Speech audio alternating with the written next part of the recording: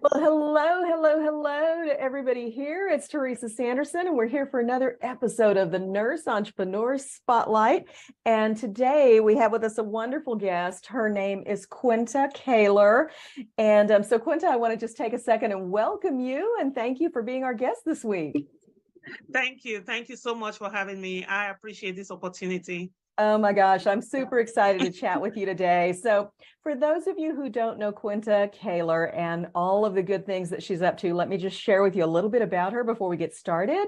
And I feel like this is probably going to resonate with a lot of you because she is providing private concierge nursing services, senior care nurse consulting, chronic care management, and nurse entrepreneur coaching. So she's got a lot of things under her umbrella. She is a passionate registered nurse with over 15 years of experience in healthcare, spanning settings from critical care, SNF, long-term care, home infusion, and home health care. Her expertise and her passion lies with caring for seniors and their family members who care for them. As a former family caregiver herself, Quinta runs a large Facebook group for individuals caring for their aging loved ones at home. Wow, that's important work. She is committed to helping this population get the care they need and takes great strides to accomplish that through quality training that she does for both formal and informal caregivers.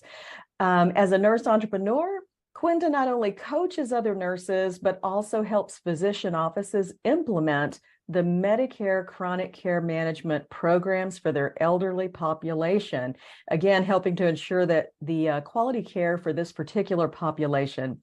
In her personal life, she is a dedicated wife, homeschools 3 boys, and is an active member of her community. Quinta, again, welcome and thank you for joining me today.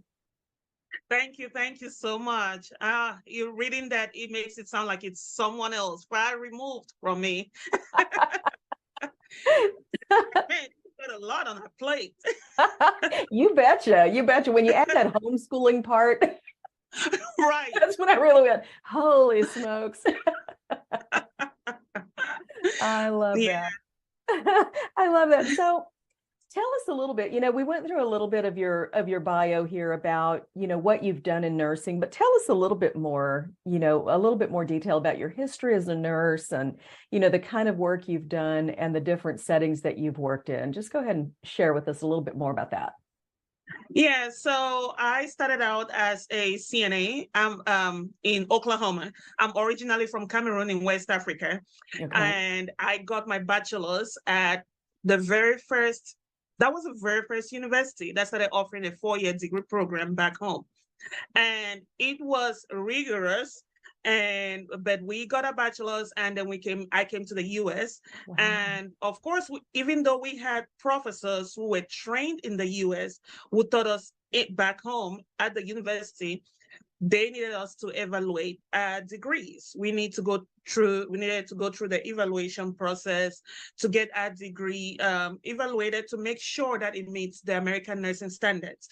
Okay. So that was a process in itself. And while that process went through, which was a few years to get everything over from my country, my transcripts, go through the process of getting getting evaluated. Yeah. And then receiving my attestation to test. It was a couple years. Why that happened, I worked as a CNA. So I was working as a CNA in Oklahoma, going to school to get my master's in gerontology because the university had already gone through the process of evaluating my degree. They saw I had a bachelor's and it was equivalent to what they needed. So I was in school to get my master's in gerontology, which I ended up not completing, dropped out because I got pregnant and other life issues. But I was getting my nursing degree evaluated. Finally received my attestation to test after I'd been working for a while as a CNA and medication assistant. I went in and I did some training. I became a medication assistant as well. Wow. So got my attestation to test. I sat down and I took the NCLEX. I passed the NCLEX in Oklahoma, and I failed the first time. Let's not skip over that important detail. I did fail the first time. that an important detail because I Yeah. don't want people thinking that when they fail the first time, oh my gosh, it's the end of the world. No. Yeah. I failed the first time and I sat down and did it again. Right after that, I figured out where my issues were. I did some more training and then I took the test. And Wow. I passed, and I moved on, Mhm. got my license endorsed into Texas, and I moved to Texas because I heard the opportunities were better in Texas. Mhm. And I moved to Texas and I started working in a nursing home in Texas, Okay. nursing facility. Very stressful. I had doctors chewing me out and just spitting me out like no man's business because I didn't know what to do. I didn't even know how to address a patient's issues with a doctor over the phone. I still remember this doctor's Mm. name, very common one syllable name that I would not name, but he put terror in me when it came to Oh. calling doctors. But because my way of life is not letting anything challenge me, I figured out exactly how I needed to approach doctors. And now I teach a lot of nurses, the process to talk with doctors, communicate with doctors for the greater good of the patient Yes. in a way that actually helps you get the outcomes that you want for the patient. Because I had that really bad experience. I would go home most of the days in my first few months as a nurse crying Wow. every day.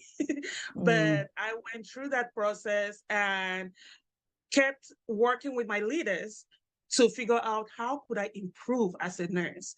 And it got to the point where I had so many reports of subpar work that I had to get pulled off the floor to get retrained. Well, as a Wow. brand new nurse, I got 3 days of training on the floor Mhm. and started Wow. working. And that was in itself was just something else. But I felt embarrassed that as a registered nurse, a bachelor's BSN, yeah, I am getting pulled back off the floor because of complaints of not working the right way and having to get retrained. But she Mm. told me it was either I let them do that or I kept on working and then had to get disciplined for the Mm. errors or what I wasn't doing right. So I let them pull me back and I got retrained. Mm. And I got retrained for 2 weeks. And I did something different then that I've not stopped my whole nursing career. I got a notebook, and every one who trained me, I would take notes. I would take notes throughout my shift. When I was getting trained, when I was working with a patient, I was always taking notes. And that carried over because I would go home, I would go through my notes, and I would see where I needed to place more emphasis on the next day or something I needed to study at home. Like, why did this process go this way? Is this a way I could do it better? And then I would go back the next day with a plan for improvement. So Mhm. I never stopped doing that up to when I became a director of nursing. When I even in my own business, I have not stopped. I have so many small notebooks all over. Mhm. So I became a nurse, walked on the floor there, and very quickly after that training, it just went up from there. I Awesome. kid as I learned from that process that as a nurse, you will never stop learning. And so I always would ask questions and I will always be learning. And very quickly after that, that same company asked me to go work at a facility they were just opening up in a Oh, different area. Yeah, then asked me to become their admissions nurse.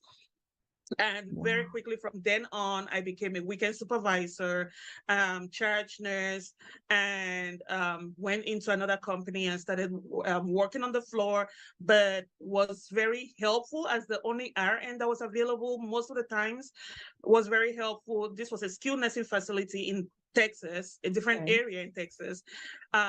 They would call me because I live 5 minutes from the place and say, we need an RN to come do this. And I would jump up out of bed and go do it. And they saw that and asked me to become assistant director of nursing, Wow. which I quickly learned the ropes and traveled with that company across several states to help Wow. with their facilities that were having issues. They would have issues with the state, immediate jeopardy, and they would need help.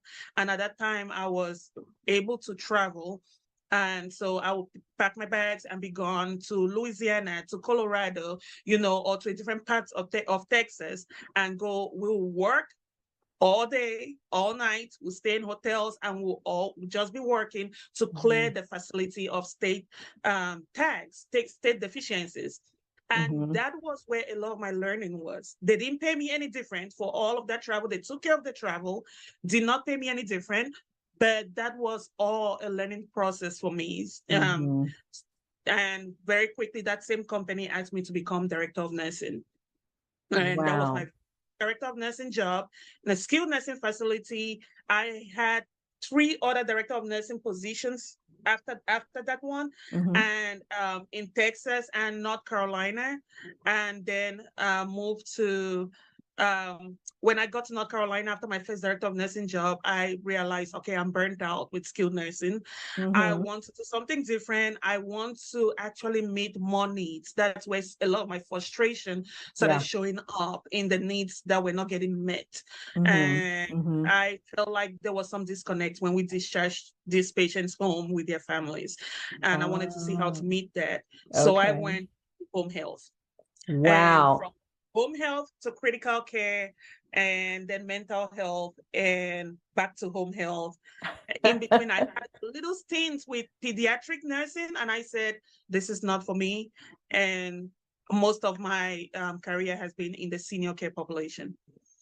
I absolutely love this. And for those of you who are watching with us today, who are watching this live stream, let's give up some love, show some hearts here for everything that Quinta just shared, because I think this is a nurse. Quinta, you are a nurse who has gone through adversity several times over in your career. And instead of throwing in the towel, you've had the resilience to go back to the drawing board and do whatever it takes to push yourself forward, to grow yourself, even when it's uncomfortable, even when you had to get pulled from the floor to go back for retraining. But I mean, 3 days of training for a new grad RN, for a new nurse on the unit. I mean, that is nuts to expect any nurse to be successful in that, but it's the norm, sadly. Even today, that's happening. Yeah. But I just see so many examples, going through nursing boards and failing the first time.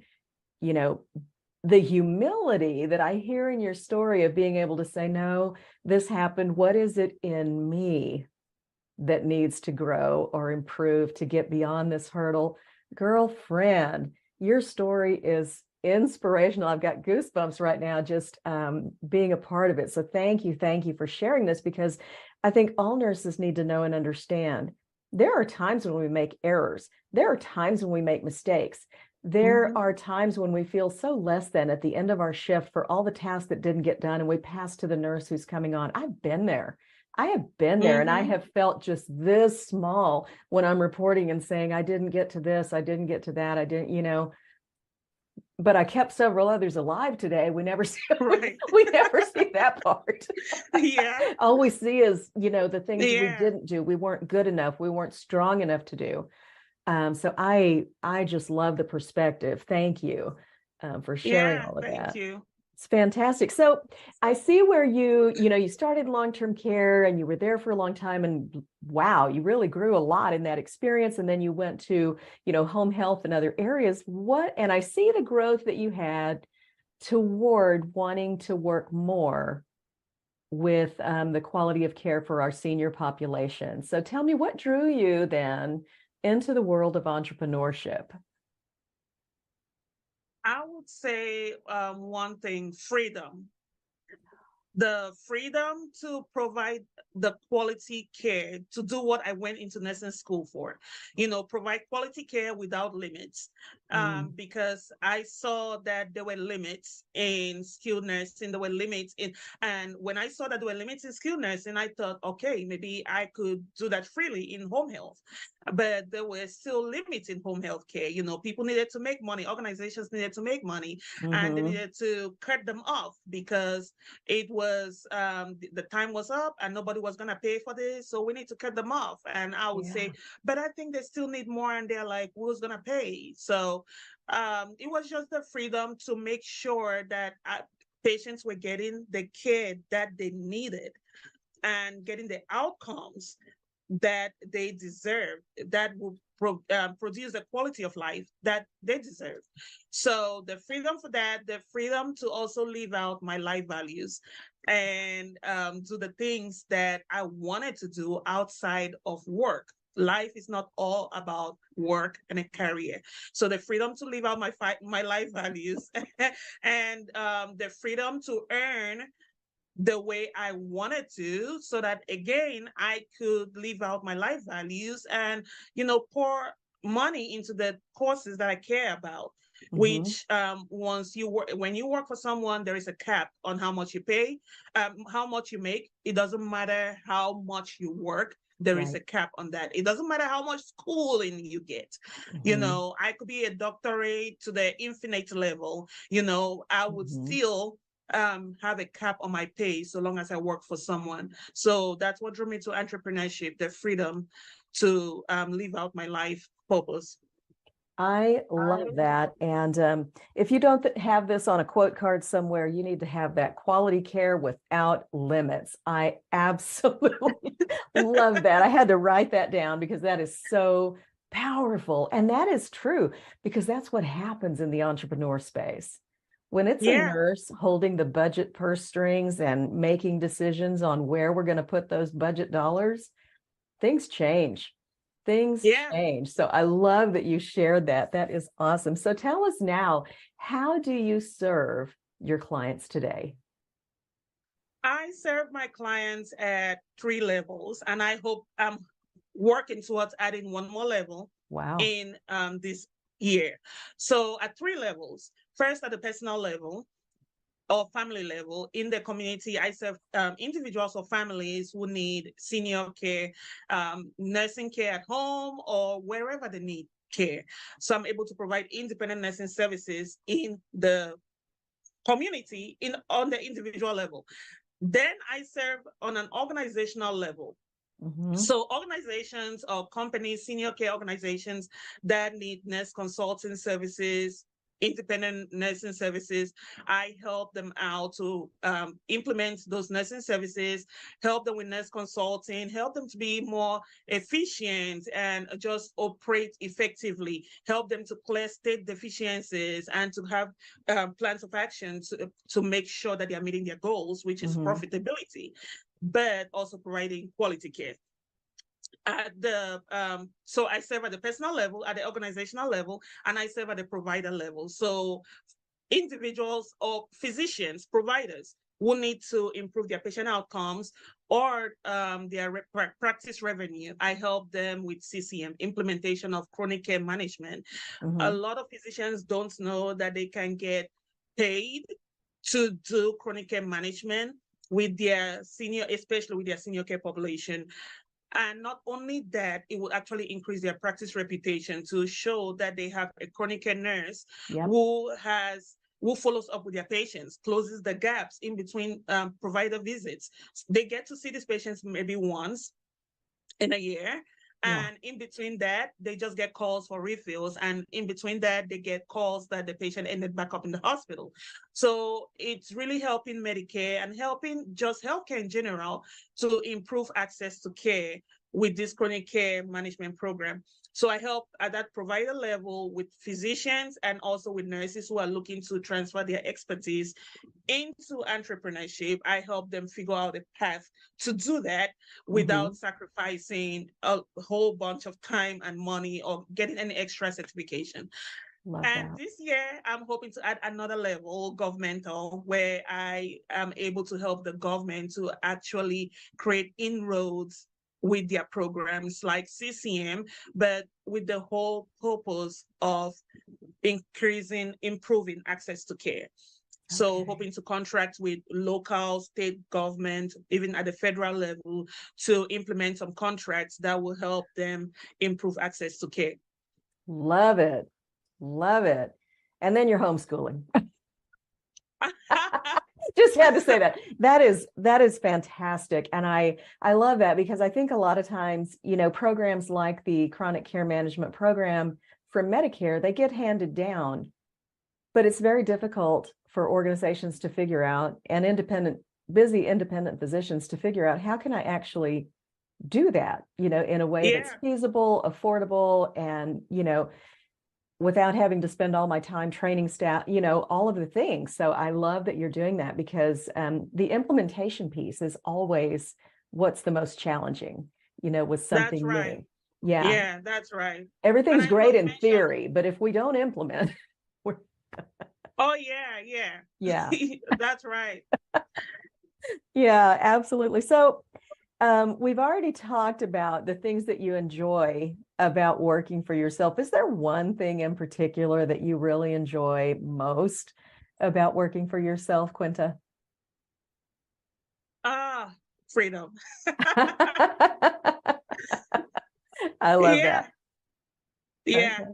I really can't say much. It just goes back to freedom. Freedom to live on my life purpose, to earn like I want to earn, to go where I want to go, to not have to take permission to meet my family's needs, just the freedom. I love that. I love that. And for those of you who are watching today, let's throw up some, give us some hearts for that, because I think you're hitting on what most nurses crave. You're hitting on life balance, flexibility, and being able to live in alignment with what we value most. Nursing is, after all, a career choice. It's not everything we are, as human beings. It's not everything. It's a lot. Don't get me wrong. It's a lot. I really feel like, I'm a nurse to my core, but it's not all I am, you know? Yeah. Yeah. And so you're hitting on something very important there. So now I want to get into, you have been my client. You're my client right now, as a matter of fact, and we've been preparing your nursing continuing education application. And I'd love to just ask you to share with the group how you plan on using nursing continuing education in your business, the kind of courses that you're thinking of offering, and that kind of thing.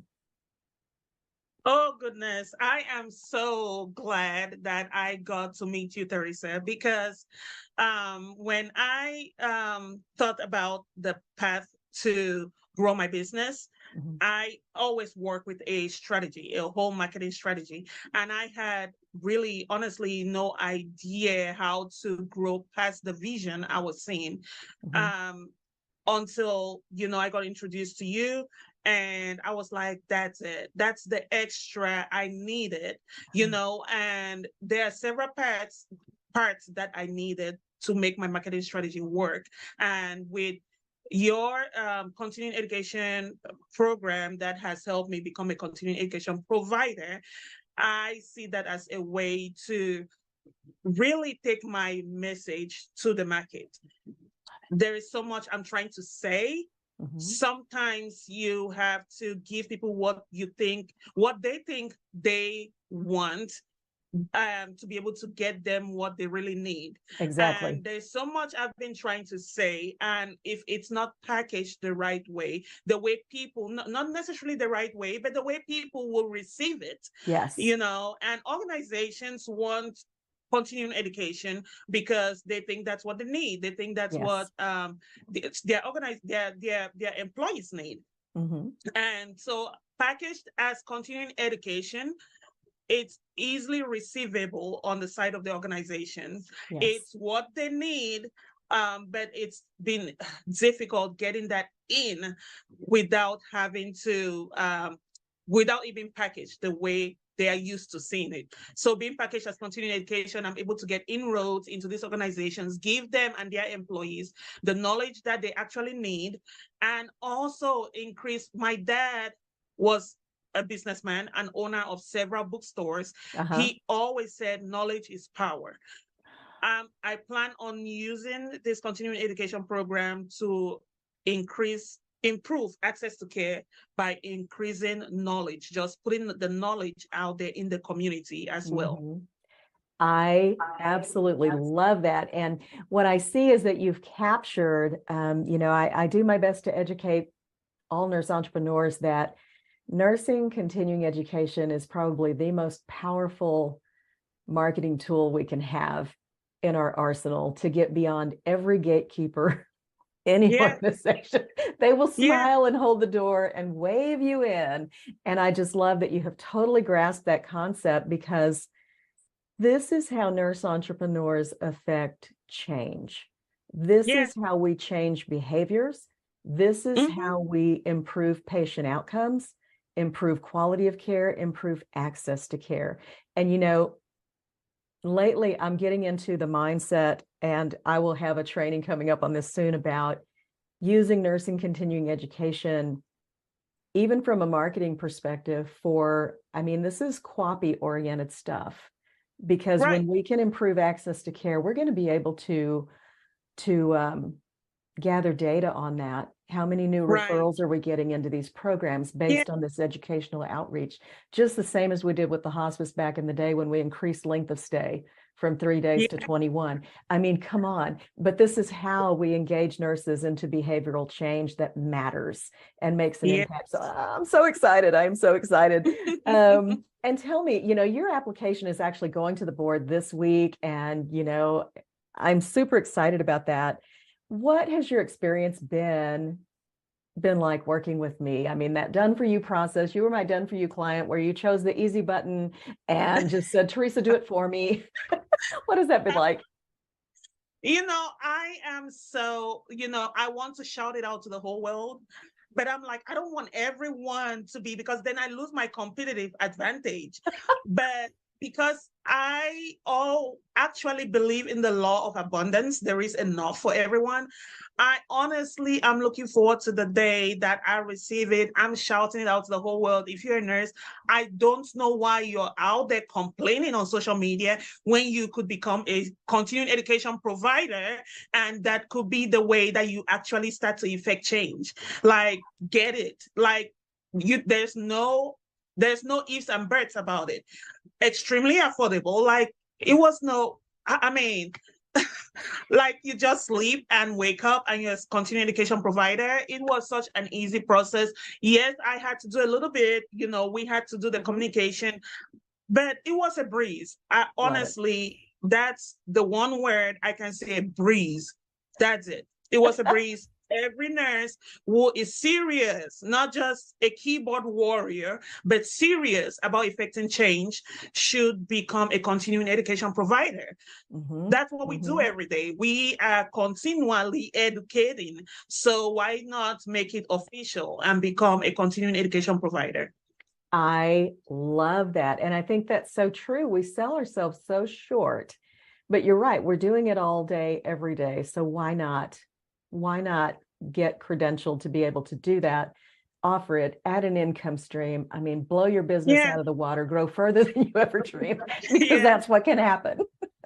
Yeah. I Yeah. love it. I love it. Thank you so much for your kind encouragement. I just love hearing that. That makes me feel so good. So, we're down to our last question here before you get to share a little more with our audience.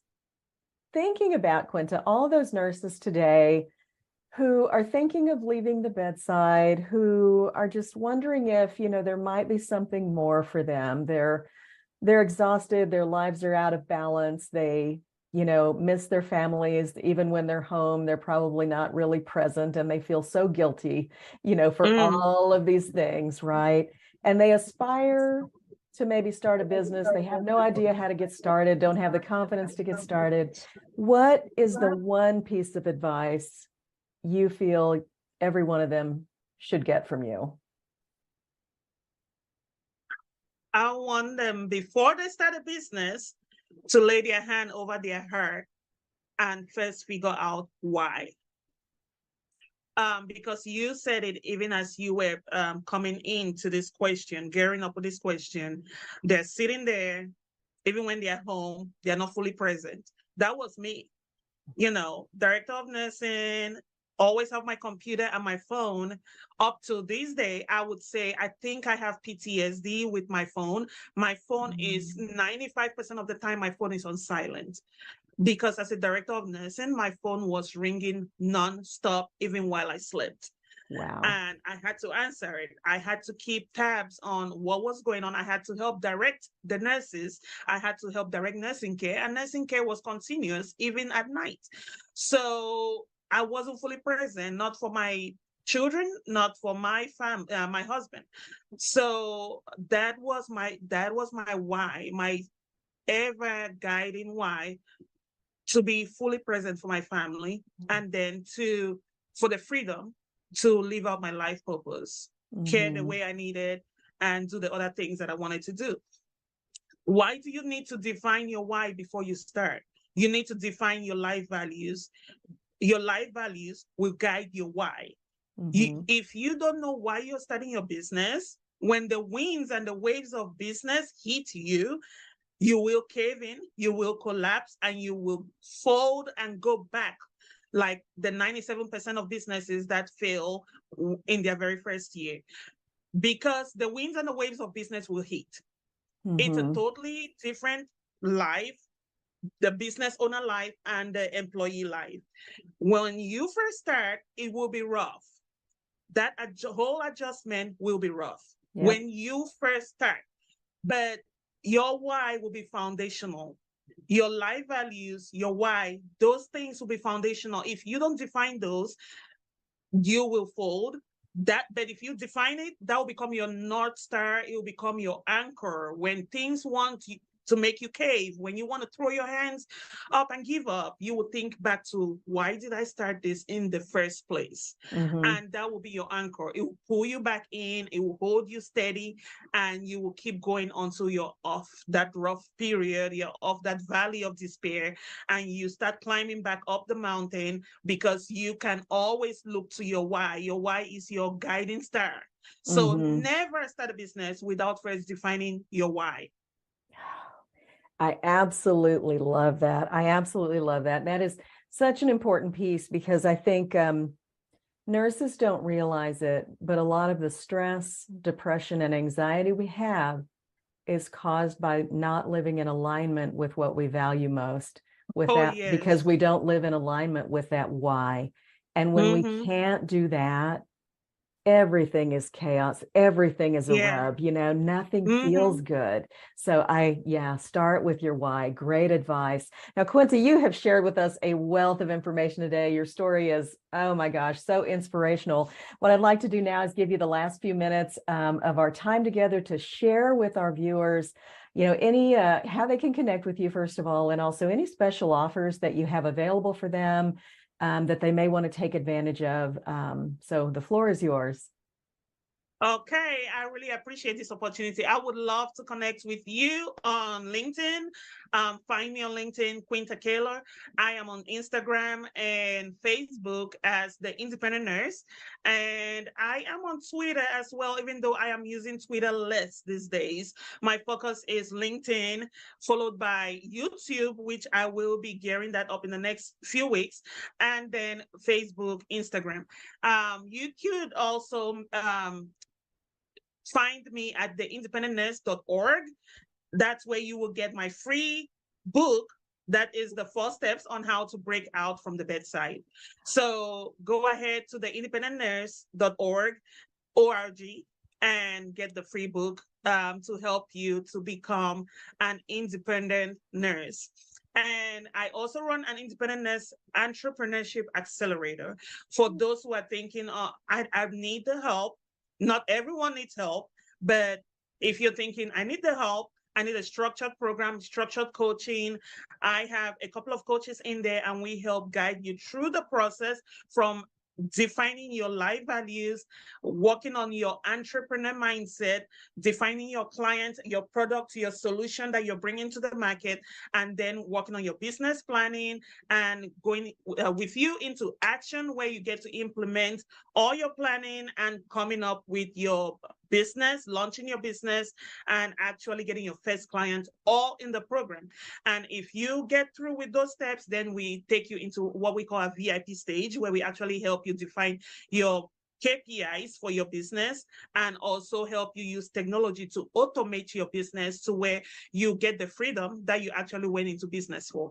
Because so many go into business and end up actually creating another job for themselves. Yes. So we help you figure out, how can I use technology to automate so that the business is running while I'm not there.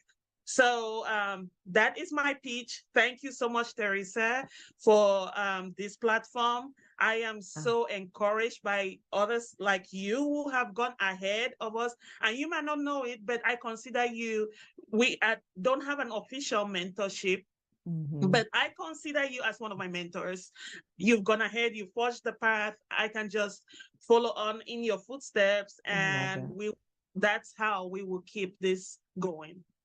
Amen to that. Oh my gosh. And I'm honored, of course, to be seen in that role. Thank you so, so very much.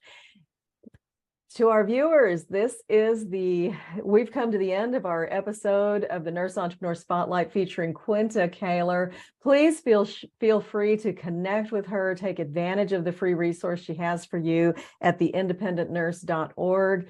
And get to know her, find her, and connect with her on social media. She's a wealth of inspiration and resources for you. So that is it for today, and we will see you on the next episode of the Nurse Entrepreneur Spotlight. Bye for now.